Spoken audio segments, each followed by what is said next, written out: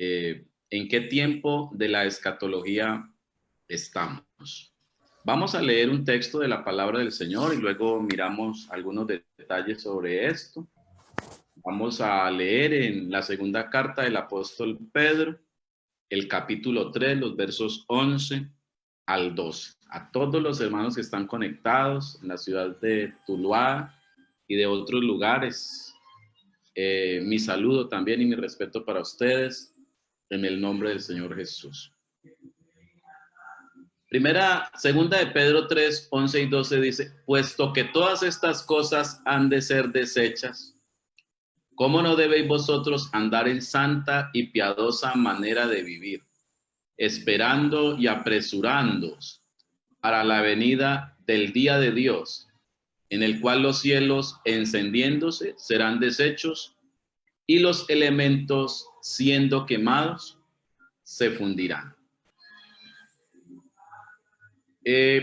Bueno, la escatología, la palabra escatología creo que la mayoría la sabrá, alguno todavía no tiene claridad sobre lo que quiere decir en sí la palabra escatología. En sí quiere decir, es una palabra que viene del griego y se menciona eschatos, y eschatos sería la palabra que se traduce para nuestro idioma como los tiempos del fin, o la vamos a encontrar en Hebreos 1:1 y 2, donde se va a decir en estos postreros días. Así que la palabra eschato se traduce como los postreros días o los últimos tiempos.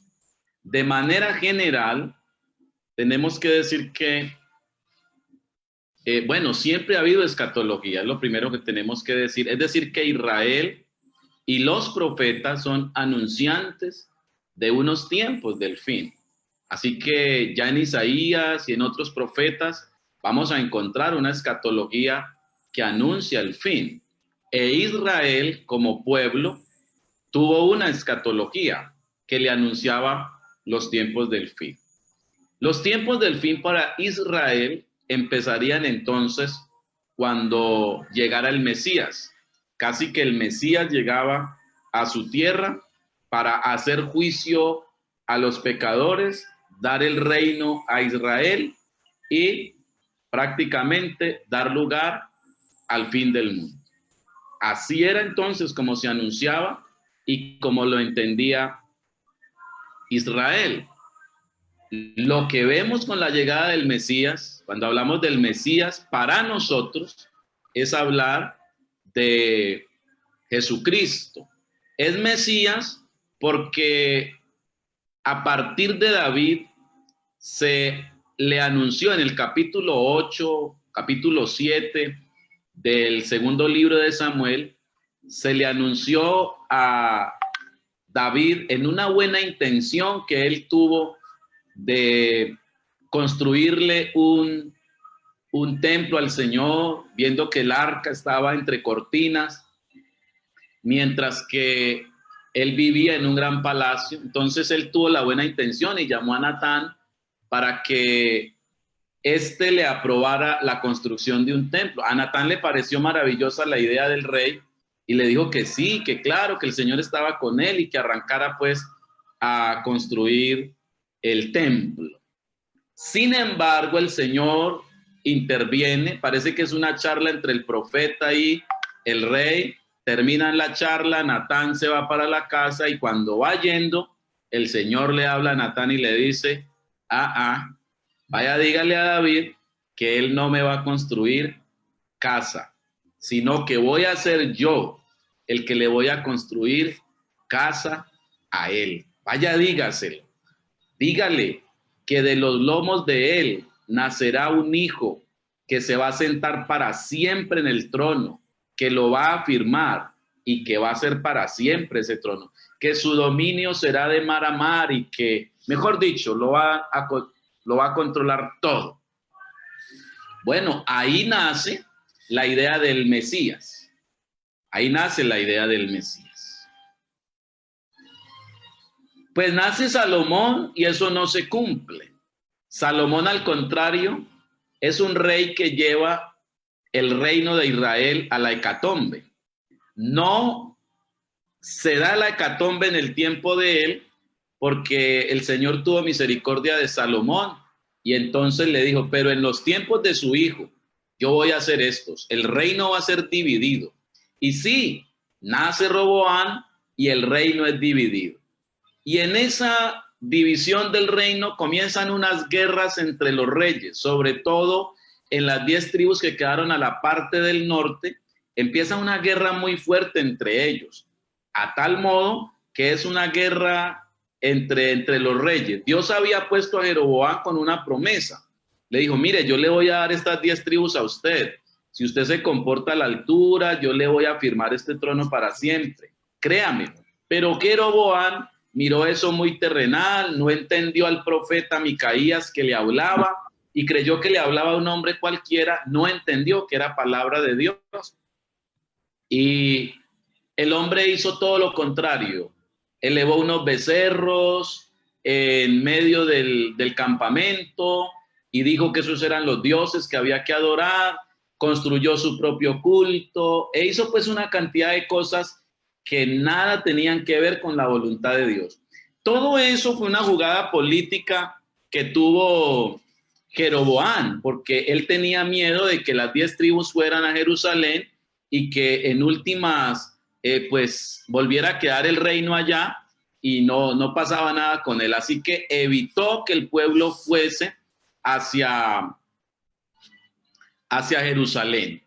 Isaías, desde ese rey ya se va mostrando lo que es estar en el poder. Y eso siempre va a jugar de la misma manera. Si queremos hacer una interpretación de la escatología, tenemos que mirar esa ficha como algo que siempre va a pasar así. Jeroboam es ese tipo de anticristo ya, ese tipo de antirreino que se quiere sentar en su trono. Dios se lo entrega, pero él se quiere sentar y gobernar a su manera y desplazar a Dios. Eso es lo que pasa allí. Es decir, casi que desde Samuel ya está esa actitud, porque recordemos que el pueblo le pidió rey a Samuel. Queremos un rey que reine entre nosotros. Eso ya es una actitud de alguna manera un poco antirrey, porque el rey de Israel era Jehová. De hecho, Samuel se pone muy triste y va y le dice, Señor, mire, me han desechado. El Señor le dice, no te han desechado a ti, me han desechado a mí para que no reine sobre ellos. ¿Por qué? Porque el pueblo quiere algo más terrenal, más estable, con más políticas estables, con reyes de carne y hueso que los gobiernen, que los guíen. Y desde ahí ya se va viendo esa actitud de Israel de rechazar a su Dios. Desde ahí ya se va viendo. Así que a Dios le toca armar su propio plan porque Él tiene un proyecto universal y es de crear un pueblo para su gloria. Dios ha creado el universo, al ser humano, a todas sus criaturas con el fin de que lo conozcan a Él.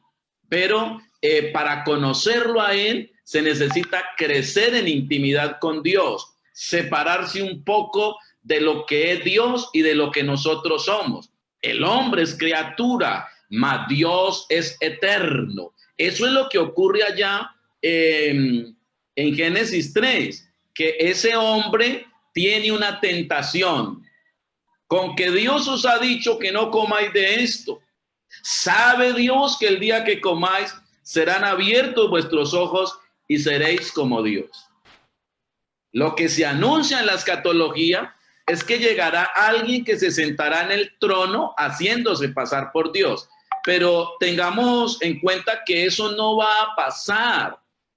Eso ya está pasando y ya ha pasado siempre en la historia desde el primer hombre. Así que la actitud del ser humano siempre ha sido sentarse en el trono y hacerse pasar por Dios. ¿Acaso a nosotros nos ha gustado que nos manden? ¿Acaso a nosotros nos ha gustado que que nos dirijan, nosotros queremos hacer lo propio, nosotros queremos ir por nuestro propio camino y hacer lo que a nosotros nos parece. Eso pasó a Adán y eso ha pasado de ahí a todos los hombres hasta hoy.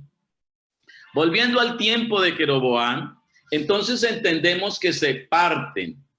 Dios le deja 2 tribus a Jeroboam por fidelidad a David, pero por estrategia también del plan que Dios tiene de levantar un rey que sea gobernante sobre Israel, que lleve a Israel a la cúspide.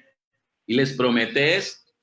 Las 10 tribus del norte, bajo el mando de Jeroboam, empiezan en una guerra tan terrible entre los reyes que no hay ningún rey bueno que pueda agradar a Dios. Dios no puede hacer nada con ellos. 200 años después de la división, ese reino desaparece. Lo vamos a conocer en el Nuevo Testamento como los samaritanos, pero ya no como un reino, sino simplemente como habitantes de una región del Imperio Romano.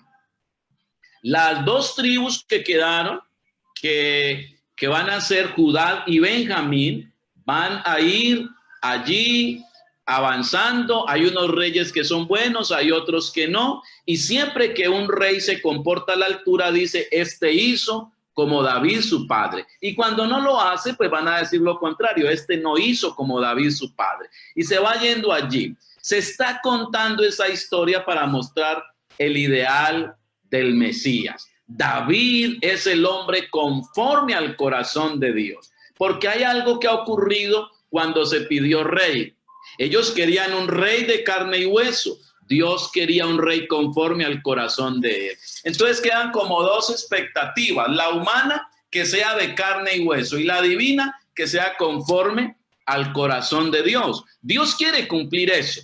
Así que en esa promesa a David de darle un hijo, se proyecta un Mesías que tenga cercanía con el pueblo y que al mismo tiempo tenga el corazón de Dios. ¿Quién va a ser? Aquí es donde nos vamos dando en el avance de la historia. Bueno, la historia avanzó, desaparece el reino del norte y 100 años después de haber desaparecido el reino del norte, también desaparece el reino del sur. Mientras había rey, había una esperanza porque estaba la lámpara encendida, pero si quitaban el rey, si quitaban el que gobernaba el pueblo, quedaba el pueblo sin dirección, porque parece que todas las esperanzas se fundaron sobre el rey. Así que en el año 587 Jerusalén es destruida, el templo es destruido, el ejército es acabado, el rey es apresado y termina el reino de Israel. No van a volver a tener reino en sí. Van a tener por ahí algunos momentos de gloria, por ahí en el tiempo de los macabeos, pero no van a tener un rey ya. Hay un rey en el tiempo de Jesús, está el rey Herodes, pero realmente Herodes ni siquiera es un judío, es una persona extranjera que está reinando como rey sobre ellos. Imagínense hasta dónde llega la cosa. En ese espacio es que llega Jesús de Nazaret.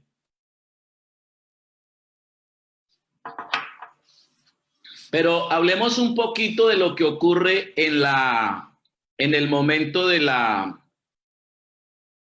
cautividad, cuando se destruye el reino por total, ya no hay nada, ya no hay rey, ya no hay. Cuando ellos vuelven de la cautividad, lo que hay es unos gobernadores, pero ya no hay rey, porque todo queda bajo los mandos de ahí en adelante del imperio babilónico, luego del imperio persa, luego del imperio griego, luego del imperio romano, pero nunca van a tener ellos ya una autonomía. Así que desde el año 587 hasta Cristo y hasta hoy, ellos siguen soñando con ser Jerusalén la capital y el centro de todas las naciones. Jerusalén es la capital donde han de recorrer todas las naciones, según Isaías capítulo 2, así que ellos están esperando esto. Pero el Mesías les llega.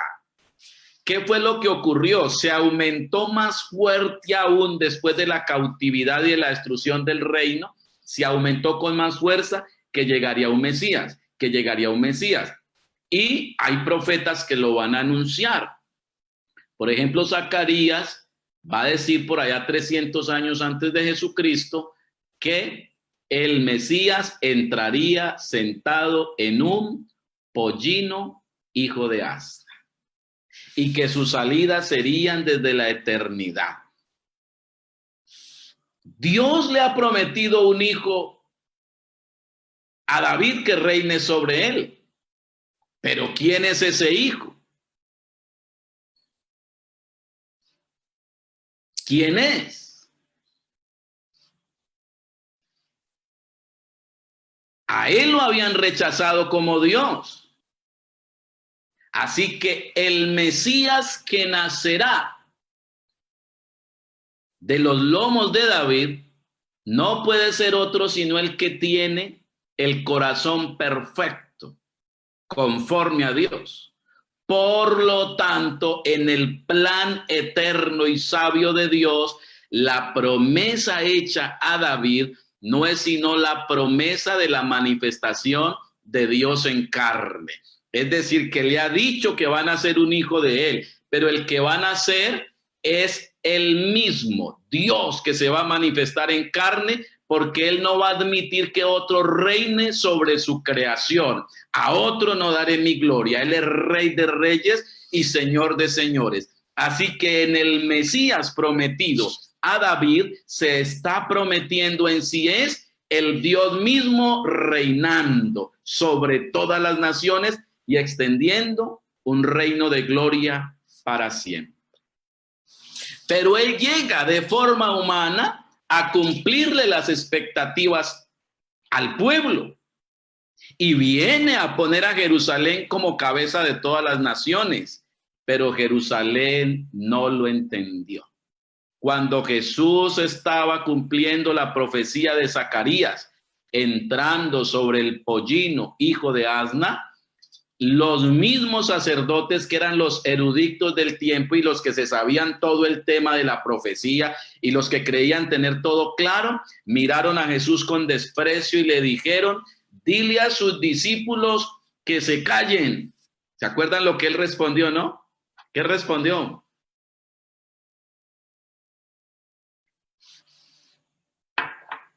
Si estos callan, las piedras hablarán. ¿Se acuerdan? Si estos callan, las piedras hablarán. Pues las piedras hablaron 35 años después, porque el templo de Jerusalén fue destruido.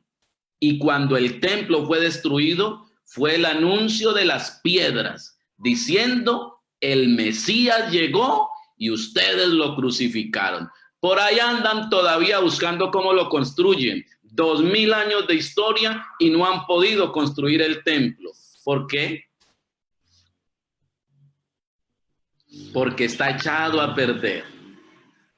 Porque no va por ahí la cosa. No va por ahí. Él les llegó. Lucas nos dice algo muy bonito, que cuando Jesús iba entrando a Jerusalén en el asno aquel, él suspiró frente a Jerusalén y dijo: oh, si conocieras el tiempo de tu visitación y lo que significa para ti la paz. Porque le estaba llegando Dios mismo, el creador, el Dios eterno le estaba llegando allí, el que sus salidas son desde la eternidad. Pero Jerusalén, pero Israel no lo conoció, no supo el tiempo de su visitación, porque interpretó los tiempos de manera equivocada. ¿Pero por qué los interpretó de manera equivocada? Porque Dios les cegó el entendimiento. Capítulo 6 de Isaías. Ve y habla a este pueblo. Oyendo oiréis y viendo veréis y no entenderéis. Engrosa el corazón de ellos. Isaías es levantado no para aclararle a ellos. y los profetas casi que son levantados no para aclararles, sino para enceguecerlos. La visión les llegó tan fuerte de parte de Dios en los profetas que los dejó ciegos. Lea el capítulo 13, versículo 10 en adelante de Mateo para que se dé cuenta. Mateo se escribe para hacer una diferencia entre la iglesia y los judíos. Lo mismo que Juan. Juan se escribe desde esa misma óptica para hacer diferencia entre la iglesia y la sinagoga, que era tan fuerte y que seguía anunciando la venida de su Mesías como lo hacen hasta hoy. Pero los discípulos representantes de la iglesia, Mateo se escribe por allá en el año 80 después de Cristo, así que allí los discípulos están preguntando, la iglesia le pregunta al Señor, ¿por qué les hablas por parábolas? Lea detenidamente el capítulo. ¿Por qué les hablas por parábolas? ¿Por qué les hablas a los judíos por parábolas? Y el Señor responde, para que viendo no vean y oyendo no oigan, y que entiendan y que se conviertan y se les sane el corazón. No le entendieron. Le entendieron unos poquiticos ahí, porque Dios siempre se ha reservado un remanente que le entienda. Siempre. Desde el desierto se reservó un remanente. Josué y Caleb le entendieron. En el tiempo de Elías, Elías le dijo, solo he quedado yo. Y él le dijo, por ahí tengo unos que me he reservado. A esos los tengo también orando y saben mis caminos, conocen mis propósitos. Se levantó hombres de oración como los profetas. Pero los sacerdotes eran ciegos, no entendían para nada, porque les interesaba solo todo lo político. Los saduceos eran unos incrédulos de la resurrección. Ya con Daniel, con el libro de Daniel, se había dejado claro en la revelación del Antiguo Testamento que la resurrección era un hecho y que Dios lo iba a hacer en los tiempos adecuados. Pero los saduceos, que eran los gobernantes del templo, lo negaban y se burlaban.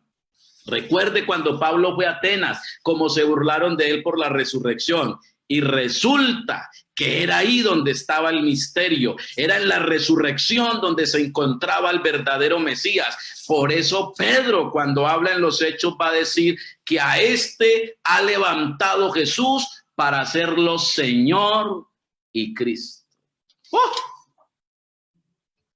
Gloria a Dios. Yo creo que el Señor nos está dando hoy una palabra inteligente, sabia, y no es porque yo la esté dando, sino porque Él la ha traído así para esta iglesia amada de Tuluá y para cualquiera que esté escuchando esta palabra. Gloria al Señor Jesús. Amén. ¿Quiénes eran los verdaderos enemigos de Israel? Y no solo de Israel, sino de toda la humanidad. Hay que entender algo, Dios no se deja encasillar. Israel creyó que su Dios era Dios solo de Israel, como nos puede ocurrir a nosotros la iglesia, creer que Dios es solo Dios de la iglesia pentecostal. Qué equivocados mantenemos cuando creemos así, qué petulantes somos cuando creemos que Dios es solo Dios nuestro. Dios es Dios de toda su creación y Él quiere extender todo su señorío a todo el universo, pero somos nosotros los que queremos muchas veces encasillar a Dios y dejarlo entre cuatro paredes.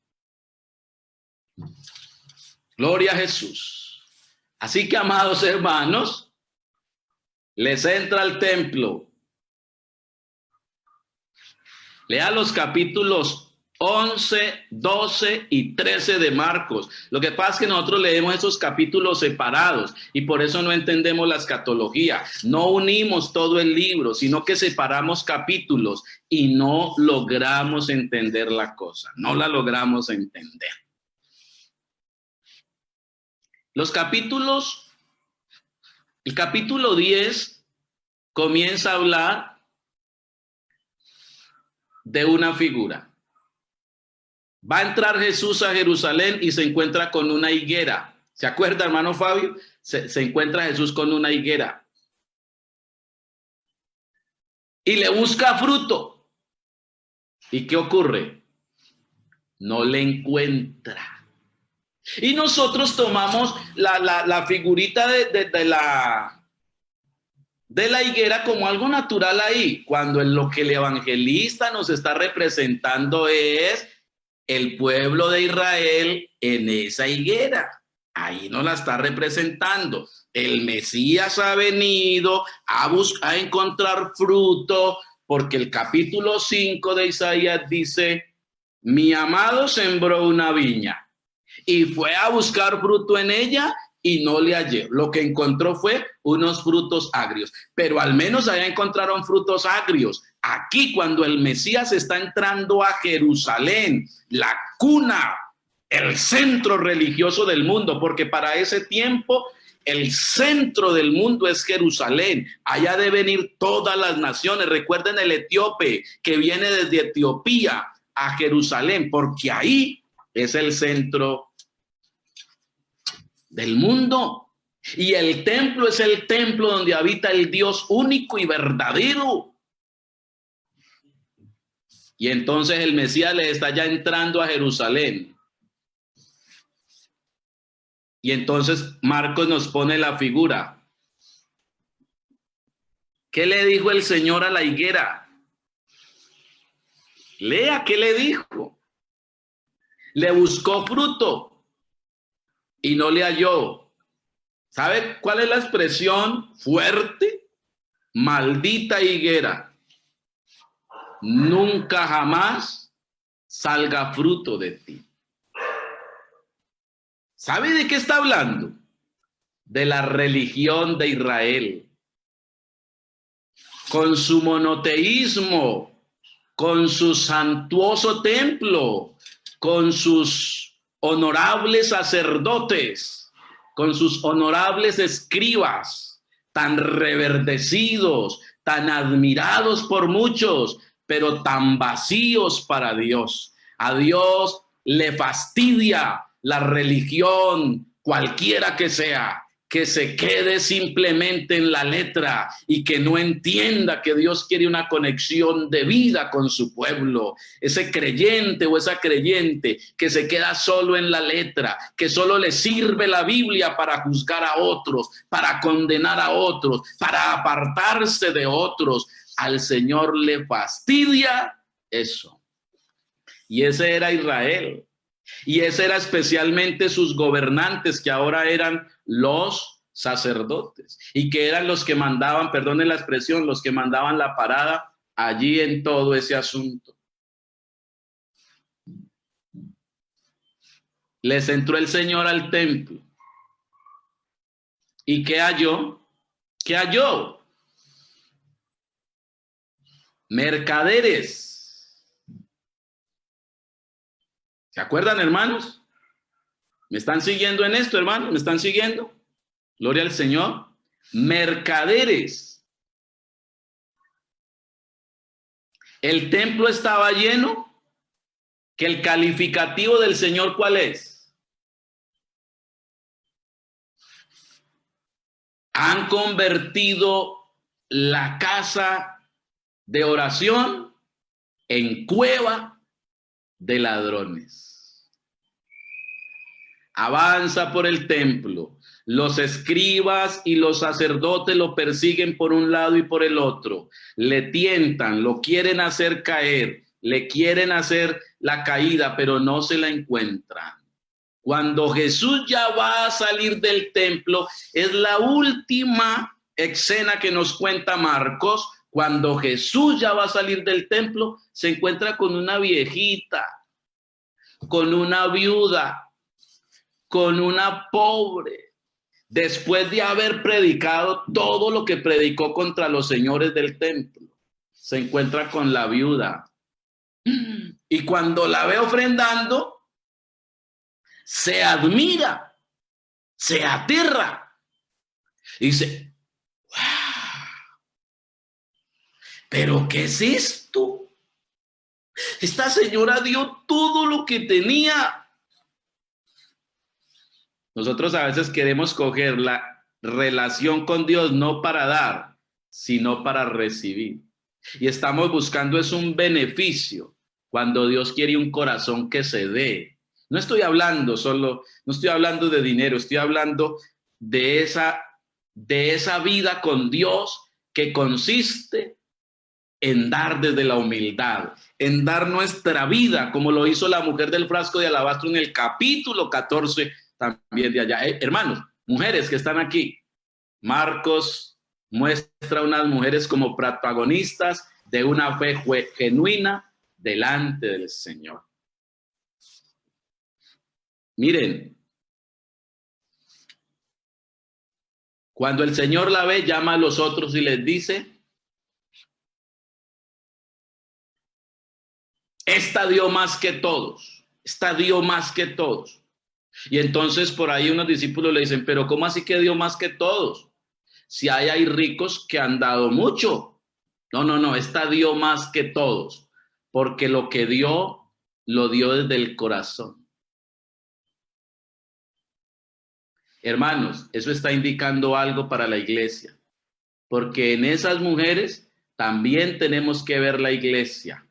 En clave, tenemos que ver la iglesia en ellas. Una iglesia que no es rica, una iglesia que es pobre, que no está interesada. ¿Qué sabía esta señora de política? ¿Qué sabía esta señora de dirigir el templo? Ella no sabía nada de eso, pero sabía adorar a Dios. Y parece que eso llenó. Al fin en el templo encontró el Señor por allá rebuscando mucho, encontró un fruto, encontró un frutico.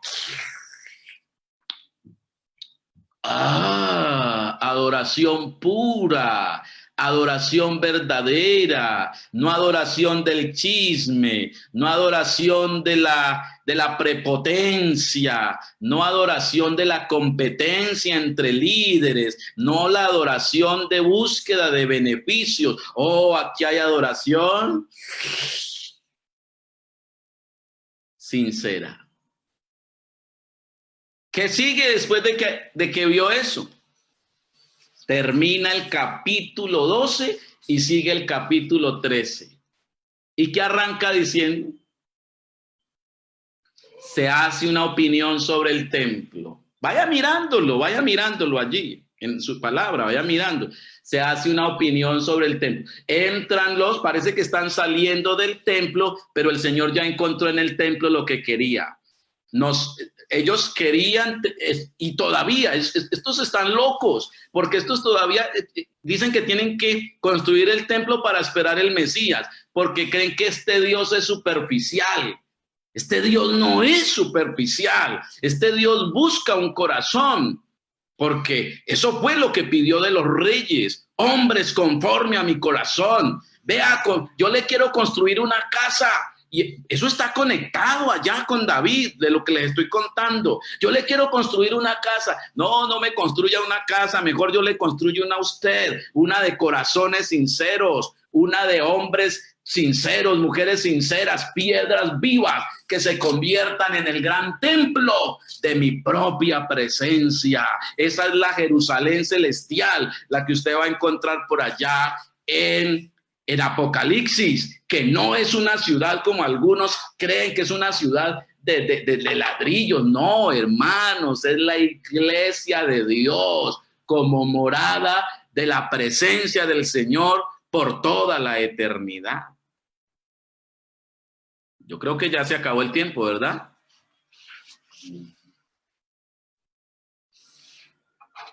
¿O todavía hay tiempo? Tenemos vida eterna, miren, estamos confinados, aquí podemos estarnos toda la noche.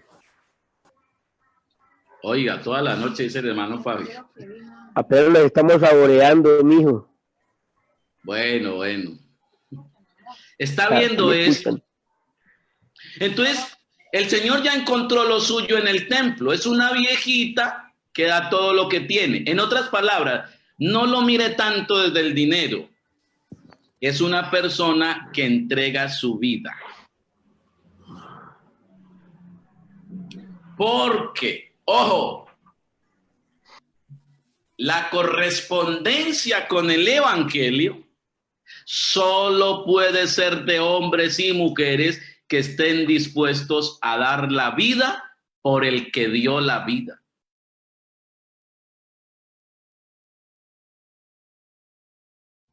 A mí me aterra que algunos dicen, cuando hablan de la gran tribulación, dicen, la iglesia pasará por la gran tribulación. Dicen, no. La iglesia no puede pasar por la gran tribulación porque Dios no va a permitir que a su novia la golpeen. Qué equivocados para interpretar la escritura. Y entonces a Pedro lo crucificaron, a Pablo lo decapitaron, ¿no era iglesia? A Juan lo llevaron a la isla de Patmos, ¿no era iglesia? A los primeros cristianos los lanzaron a los leones y no eran iglesia. ¿Por qué interpretamos tan equivocadamente la escritura? ¿Por qué la interpretamos desde nuestra conveniencia, desde nuestros miedos? ¿Por qué no la miramos en la escritura como palabra de Dios? Tenemos que entender una realidad. El evangelio es solo para personas que están dispuestos a entregar la vida por el Mesías. No se construye con hipócritas que vienen a ponerse vestidos muy bonitos como los sacerdotes, pero por dentro son sepulcros blanqueados. No se construye así. Por eso el cristianismo de tiempo en tiempo se convierte en una religión que, aunque tiene doctrina de Dios, no tiene a Dios. Porque este Israel tiene el templo de Dios, tiene la ley de Dios, tiene todo de Dios, pero no conoce a su Dios. No lo conoce. ¿Cómo empieza el capítulo 13? ¿Cómo empieza? Hermano Nahún, a ver, ¿cómo empieza? Lea. Comienza diciendo, saliendo Jesús del templo, le dijo a uno de sus discípulos, Maestro, mira qué piedras y qué edificio. Jesús respondiendo le dijo, ¿ves estos grandes edificios? No quedará piedra sobre piedra que no sea derribada. Gracias, hermano Nahún. ¿Cómo dice? ¿Por qué Marcos es tan detallista para decir saliendo del templo? Porque eso es una profecía. Les voy a dejar su templo vacío. He aquí me les voy y la gloria se fue del templo. Ahí se está cumpliendo la profecía de que el templo queda vacío. Y es muy interesante la pregunta y es muy de la ocasión perfecta para Jesús responderla. Mira, Señor, estas grandes piedras, estos grandes edificios. El Señor solo ve piedras. Ellos dicen grandes edificios, el Señor ve piedras. ¿Y sabe qué dijo? No quedará piedra sobre piedra que no sea derribada. Ya encontré la primera piedra con la que puedo hacer el verdadero templo. La había encontrado dentro del templo. Era la viuda que había estado dispuesta a dar todo para honrar a Dios, que no le importaba el dinero, que no estaba renegando de su pobreza. Hoy los cristianos hablamos de ser ricos, de ser los millonarios, de ser los poderosos, pero el Señor ha encontrado una viuda que ni siquiera advierte de toda la trampa que hay dentro del templo. Solo adora a Dios desde la sinceridad de su vida. ¿Quiere ser el poderoso en la iglesia? ¿Quiere ser el que manda más en la iglesia? Usted está fuera de la iglesia, porque la iglesia es construida con hombres y mujeres de humildad. Se enfrenta a su pastor, se enfrenta a sus hermanos, se enfrenta a otros en peleas. Entonces, no eres digno del Cristo que entregó la vida por usted. Porque aquí solamente desde la humildad, desde una entrega sincera, fiel a Dios. ¿Sabe qué dijo Jesús? Eso no está ahí, pero déjenme imaginarlo. Cuando él vio la viuda, el modelo del verdadero creyente, ¿sabe qué dijo? se puede caer este templo, y no solo el templo, se puede acabar el mundo, porque ya encontré el verdadero adorador. Y de hecho el capítulo 13 es eso, arranca con el templo. Y ojo, ¿qué es lo que nos está significando el templo? Lo que el templo en sí nos está significando es esto. Jerusalén para ese tiempo, o sea, eso que Jesús dijo es muy fuerte. Eso es muy fuerte. Recuerde que por allá un día dijo, destruid este templo. Juan nos lo cuenta de otra manera. Y ellos se alertaron y dijeron, uy, ¿este qué nos quiere acabar con el templo? Hermanos, al tiempo de Jesús llevaban 46 años construyéndolo y no lo habían terminado. Y llegaron al 64 después de Cristo, y no lo habían terminado todavía. Es decir, que cuando desbarataron el templo, todavía no lo habían acabado de hacer, porque Israel centró toda su religión en hacer el templo. Ahí se les fue toda la vida. Con templo, pero sin gloria. Con puertas de bronce que brillaban como de oro, pero sin gloria. Con todos los mejores cuidados para que todo sea sagrado, pero sin gloria. Porque no tienen a Dios. Es una religión vacía que no tiene a Dios. Se les ha ido y ni cuenta se han dado. Así que después de caerse el templo, que es el centro de la religión, y hermanos, y es que hablando así, miren, miremoslo desde el lado positivo, de alguna manera, digámoslo así, miren, sí, Jerusalén es la capital y es el centro, como ellos lo creen, del mundo, y allí tienen que venir todas las naciones a adorar.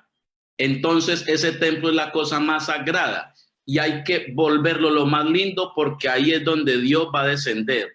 Pero son añoranzas del pasado, son ideas infantiles que ellos no pudieron superar y se quedaron en esa idea tan vaga de lo que es el Dios que se les estaba revelando.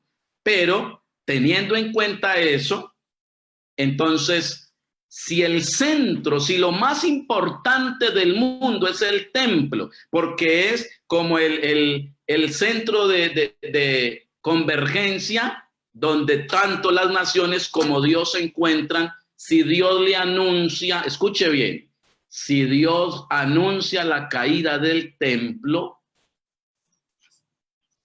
y si eso es lo más importante del mundo, ¿qué sentido tiene que exista el mundo? Si lo más importante se va a caer, ¿qué sentido tiene que exista el mundo? Ninguno. Por eso, después de anunciar la caída del templo, el capítulo 13 nos anuncia la caída del mundo. Desaparece todo. ¿Qué queda? Queda el pueblo que viva en unidad. ¿Se acuerda cuántos discípulos le preguntaron al Señor sobre el templo? ¿No se ha fijado? 4, no 12, solo 4. ¿Sabe cuántos fueron los que llevaron al paralítico allá? 4. Nosotros no lo alcanzamos a mirar muchas veces, pero ese número 4 es el número que representa a la iglesia, una iglesia que está dispuesta a ir a los 4 puntos cardinales de la tierra, una iglesia que va de 2 en 2 para anunciar el verdadero reino. Lo que dice entonces, iniciando Marcos: después que Juan fue encarcelado, Jesús vino a Galilea. Y Juan no solo fue encarcelado, fue decapitado, como una figura de que esa profecía y todo ese asunto, como lo tenía Israel, pasaba a un segundo plano. Jesús no llega hasta que Juan no es encarcelado. Así que Juan, representante de todo el Antiguo Testamento, queda en la cárcel y ahora empieza el nuevo reino, que es el reino de Dios. Después que Juan fue encarcelado, Jesús vino a Galilea predicando el evangelio del reino y diciendo, el tiempo se ha cumplido, el reino de Dios se ha acercado, arrepentíos y creer en el evangelio. Vamos finalizando este mensaje. Tendríamos que tener otro momento, en otro día, para seguir hablando de cosas tan interesantes como pero me imagino que los demás pastores también han venido con todos estos mensajes a hablar y gracias a Dios por ello. Pero hermano, miren, Jesús ha traído el evangelio del reino. Esto luego lo cogen de Marcos y lo llevan a Apocalipsis y dicen que este evangelio que se anuncia aquí es un evangelio diferente. No, desde que arranca Marcos habla del evangelio del reino o el reino en el evangelio, porque en el anuncio de él está el reino. Pero pongámoslo en perspectiva hasta nuestros días. ¿Cómo arranca el verdadero reino? Ojo. Jesús le hace una pregunta a sus discípulos en Marcos 8:27. Ahí le hace una pregunta. Están en Filipos. Y en ese lugar, eso es como una pequeña Roma. Eso es un centro de poderío ahí tenaz. Recuerden que Roma es la religión del poder. Roma solo usa a Dios para subirse al poder. Solo lo usa para eso. Por eso Roma es el mejor momento para Dios presentarse al mundo. Porque Roma es esa figura y la van a llamar también Babilonia. Porque es entonces esa figura de usar a Dios solo para yo subirme al poder, solo para yo ser don fulano de tal, doña fulana de tal, la que hace o el que hace, esa es Roma.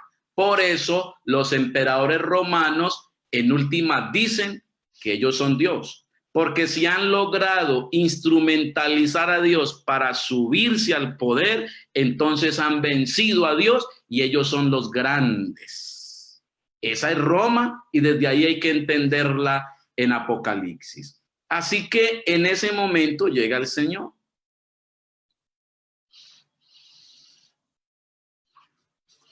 Ellos le dicen, tú eres el Cristo. Ahí en medio de esa Roma chiquita, tú eres el Cristo. La Cesarea de Filipos, ¿no? Tú eres el Cristo. O sea, frente a esa imponencia de Cesarea de Filipo, se anuncia que hay un Cristo, pero él ha hecho antes una pregunta, él ha hecho la pregunta, ¿quién dicen la gente que soy yo? Pues unos dicen que usted es Juan el Bautista, otros dicen que es Jeremías, otros dicen que es alguno de los profetas. La gente no sabe, y está hablando de todos los judíos, no saben quién es. Lo consideran uno más del montón. ¿Y ustedes quién dicen que soy yo? Se le pregunta a la iglesia, a los discípulos que están ahí, la futura iglesia. Y Pedro se levanta. Acuérdense lo que Pedro dice. En Marcos dice así, tú eres el Cristo, no dice más. En Mateo dice, tú eres el Cristo, el Hijo del Dios viviente, pero en Marcos dice, tú eres el Cristo. Eso de decir, tú eres el Cristo, es contraponerlo a Roma y así lo declara Pedro. Tú eres el que nos vas a dar el reino. Tú eres el que nos va a quitar esta bota romana que nos humilla y nos tiene contra el piso. Tú eres el que le cumplirás las promesas a David. Tú eres el Cristo, el Mesías, el que trae el aceite, el que trae la suavidad para nosotros. Entonces el Señor les dice, como ya saben que soy el Cristo, entonces me puedo morir. Y les anuncia la muerte. Porque seguido de la declaración del Cristo, Jesús anuncia por primera vez su muerte. Si ustedes conocen que yo soy el Mesías, entonces que llegue la muerte. Esta gente Pedro es el primero que se le va porque es la cabeza de todos ellos, el que más habla, y le dice, venga, venga, venga, y lo saca apartecito y le dice, venga, ¿cómo así que un Cristo se va a morir? Nos acaba de dar la buena noticia y de confirmar de que si eres el Cristo y ahora te vas a morir. No, no, no, no, que eso no le vaya a acontecer. Hermanos, ¿qué le dice el Señor? Apártate de mí, Satanás, porque no pones las cosas, no pones los ojos en las cosas de arriba, sino en las de la tierra. Y les dice que tiene que ir a Jerusalén y que allá lo van a coger y que entre el consejo de todos los más duros, de los más fuertes del Antiguo Testamento lo van a coger y ellos se van a encargar de. Capítulo 14 de Marcos dice que buscaban la manera de atraparlo porque le tenían miedo, porque el pueblo lo escuchaba. Así que se levanta el poder religioso y se levanta el poder político. En esas dos figuras en clave debemos también profetizar interpretar toda la escatología, porque el falso profeta es la falsa religión y el falso Cristo es el falso rey. Así que al interpretar la escatología tenemos que tener en cuenta los dos poderes que afrontaron a Jesús. Por un lado, toda la religión judía como falso profeta y por otro lado, toda la potencia política de Roma como falso Cristo. Ellos que dicen que son los sanadores del pueblo no pueden hacer nada por el pueblo. Lo cierto es que tienen que llegar a Jerusalén, él tiene que llegar a Jerusalén y en Jerusalén lo matan.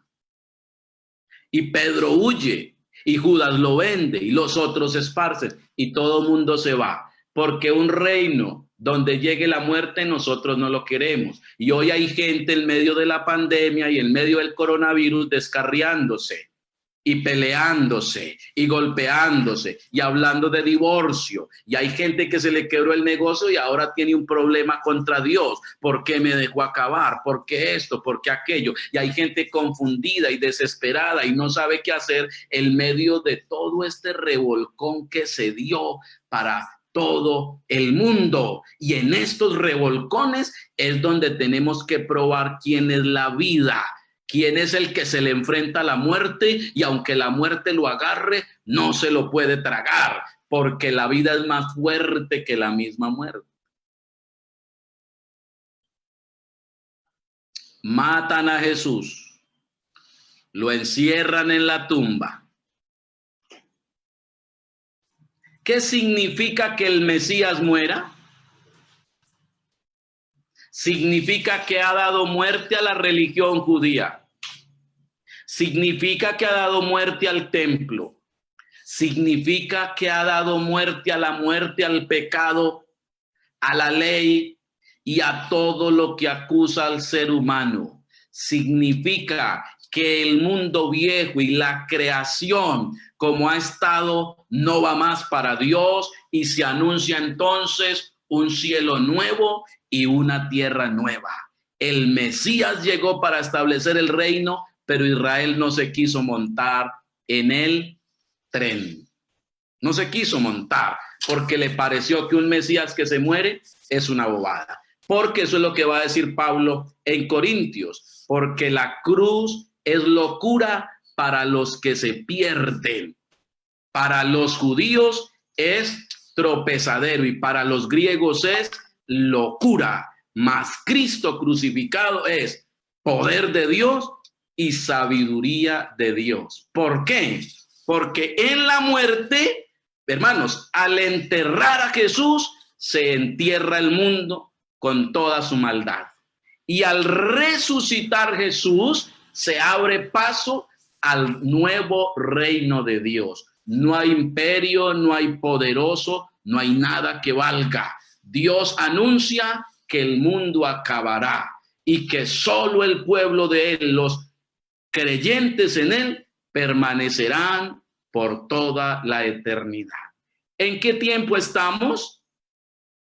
De la escatología, estamos en el tiempo del reinado de Dios. Dios ha vencido la muerte en tal Guerra, no hay armas que valgan, dijo el Antiguo Testamento, pero Dios ha venido, se ha manifestado en carne y en carne ha muerto por toda la humanidad, ha cogido la piedra dura y fría de la tumba, la ha corrido, ha salido de allí y ha dado la buena nueva de que Él tiene las llaves del Hades y que toda potestad le es dada en el cielo y en la tierra y que no hay emperador romano ni tampoco presidente de Estados Unidos o de Colombia que pueda tergiversar los planes de Dios. La iglesia seguirá firme porque Él mismo la está edificando.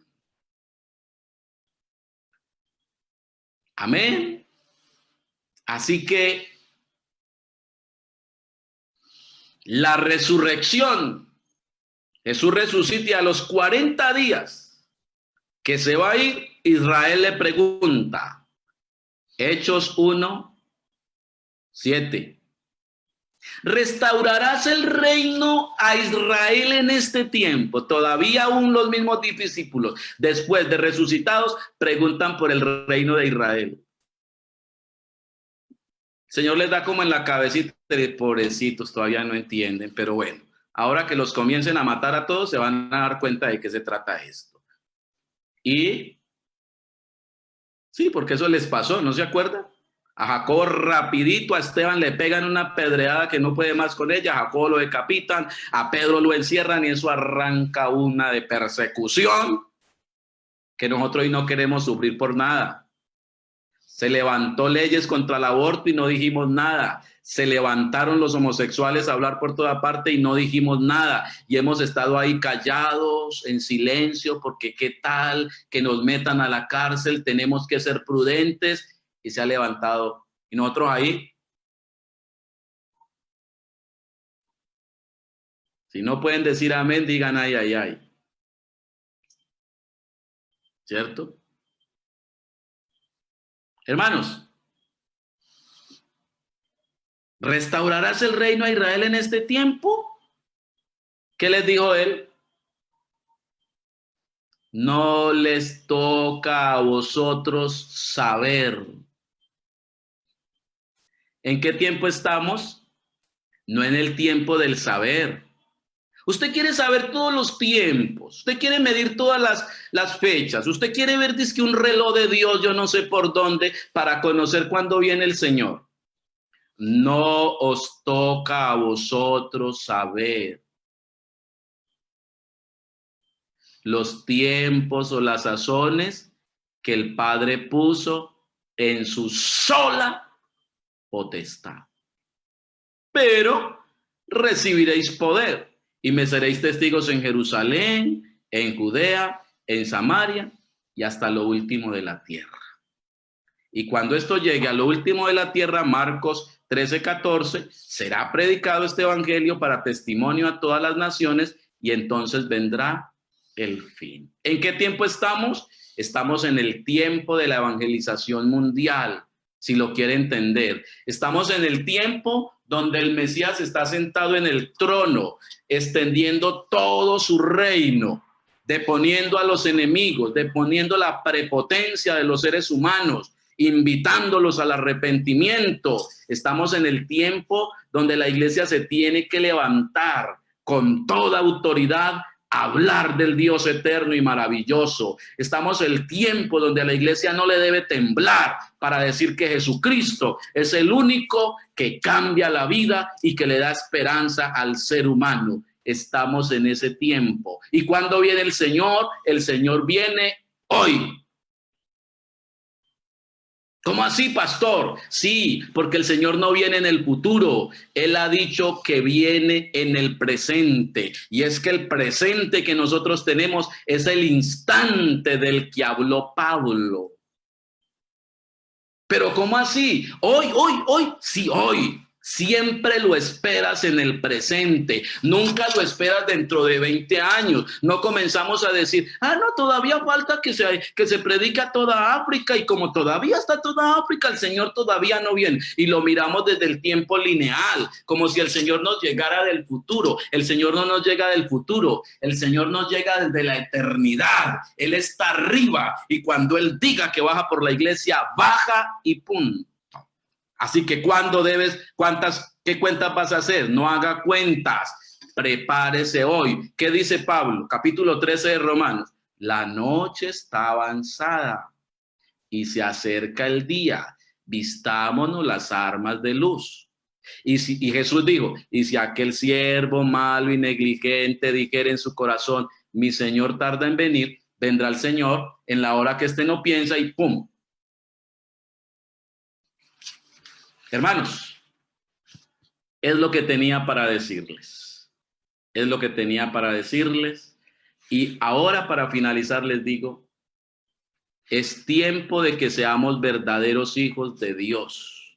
Es tiempo de que dejemos de pelear con el de enseguida, de tener chismes entre nosotros. Es ese tiempo.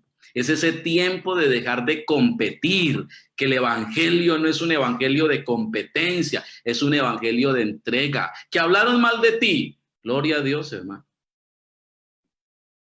Que se fue alguien y no le ayudó, gloria a Dios. Jesús se enfrentó a la cruz solo. Pero nosotros nos amargamos que por qué no nos visitaron, que hermano, es el tiempo de decir, yo pertenezco a la verdadera iglesia y rompo mi frasco de alabastro delante del Señor y mi vida entera para Él. Ese es el tiempo. ¿En qué tiempo de la escatología estamos? En el tiempo donde Dios está deponiendo todo enemigo, y el postrer enemigo que será vencido es la muerte.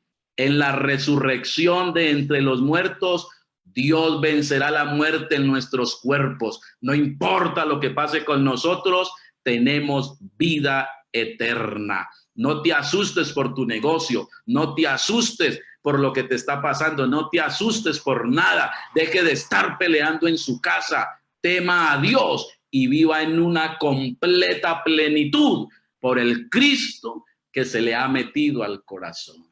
Es mi consejo en el nombre de Jesús. Paz de Cristo para todos mis amados hermanos.